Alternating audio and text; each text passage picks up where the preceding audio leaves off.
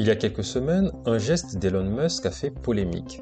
Ce geste a divisé, cœur envoyé au public, salut Bellamy, salut Romain ou salut nazi. Si l'affaire a enflammé le débat, elle n'a pas eu de conséquences juridiques pour Elon Musk. Ce qui m'a rappelé une affaire bien différente, celle d'un salarié qui, lui, a perdu son emploi pour avoir fait un salut nazi.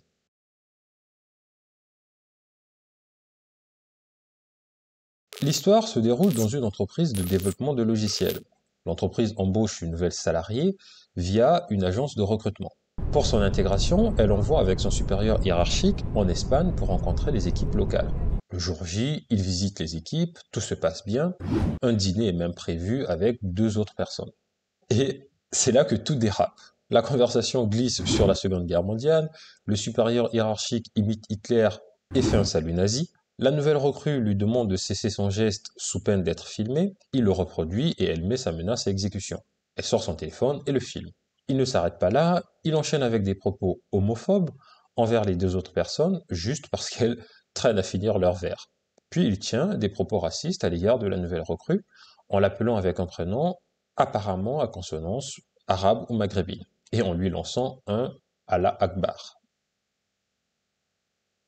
Il faut dire que la salariée sort de ce dîner très choquée, et je pense qu'on peut tous la comprendre. Tellement choquée qu'elle décide de ne pas poursuivre sa collaboration avec l'entreprise. Et pour ne rien arranger, l'agence de recrutement souhaite elle aussi ne plus collaborer avec l'entreprise. Face à cette situation, l'employeur licencie le supérieur hiérarchique pour faute grave. Évidemment, le salarié conteste son licenciement devant la justice.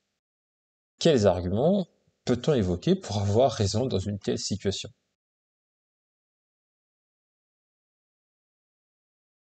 Le premier argument du salarié devant la cour, c'est de dire que les faits reprochés ont eu lieu en dehors du travail, donc qu'ils ne peuvent pas justifier un licenciement. Il s'appuie sur un principe bien connu en droit du travail, un salarié ne peut pas être licencié pour des faits relevant de sa vie personnelle. En clair, ce qu'on fait en dehors du boulot ne regarde pas l'employeur. Il y a comme un mur entre la vie professionnelle et la vie personnelle. Par exemple, regardez cette vidéo chez vous ou dans les transports, liker et vous abonner à la chaîne font partie de votre vie personnelle. Et d'ailleurs, n'hésitez pas à le faire. Dans notre affaire, les faits ont eu lieu dans un restaurant, le soir, en dehors des heures de travail. À première vue, son argument semble donc tenir. Sauf que ce principe connaît des exceptions, notamment lorsque les faits ont un lien direct avec la vie professionnelle. C'est ce qu'on appelle en droit du travail le rattachement à la vie professionnelle. Ce critère du rattachement à la vie professionnelle a été qualifié de passe-muraille, dans le sens où il permet à la vie professionnelle de s'étendre parfois au-delà de la muraille qui la sépare de la vie personnelle. Mais comment savoir si un fait se rattache à la vie professionnelle ? Selon un auteur, les circonstances doivent faire ressortir un lien avec l'exécution du travail qui serait impacté. À partir des décisions déjà rendues sur ce sujet, un auteur a mis en lumière un certain nombre de critères. Quel a été le lieu de commission du comportement? Est-ce que c'est l'employeur qui a organisé le temps de non-travail? Est-ce que le salarié a utilisé les moyens de l'entreprise pour commettre l'acte qui lui est reproché? Quels étaient les protagonistes? Et bien d'autres critères encore. Il n'est évidemment pas nécessaire de cocher toutes les cases, mais plus il y a de cases cochées en faveur d'un lien avec le travail, plus il devient aisé d'étendre le domaine de la vie professionnelle aux faits reprochés. Dans notre affaire, les juges ont relevé que 1. Le déplacement était professionnel. 2. L'objectif du dîner était l'intégration de la nouvelle salariée. Le dîner s'inscrivait dans la continuité de la journée découverte. Et 3.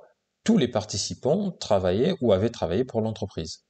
Bref, tout dans cette rencontre rattache les faits au travail. Ce n'était pas juste un dîner entre amis. Résultat, les juges ont considéré que le comportement du salarié relevait bien de sa vie professionnelle et non de sa vie personnelle.